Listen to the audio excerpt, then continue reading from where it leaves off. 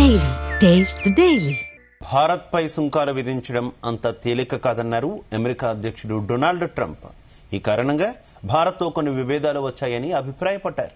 ఓ media సంస్థకి ఇచ్చిన ఇంటర్వ్యూలో ఇలా బదులిచ్చారు ట్రంప్. రష్యా నుంచి చమురుకుంటున్న భారత్పై 50% సుంకం విధించడం అంత తేలికైన విషయం కాదన్నారు.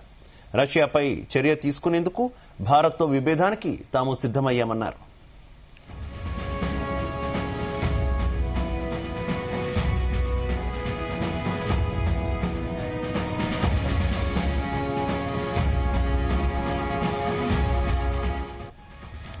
భారత్ రష్యాకు అతిపెద్ద చమురు వినియోగదారని, ఆ దేశం నుంచి చమురు కొంటున్నారన్న కారణంతోనే తాను భారత్పై 50% సుంకం విధించానన్నారు ట్రంప్. అది చాలా పెద్ద చర్య అని అభిప్రాయపడ్డారు. ఈ కారణంగా భారత్తో విభేదాలు వచ్చాయన్నారు. అయినా తాను భారత్పై చర్య తీసుకున్నానన్నారు.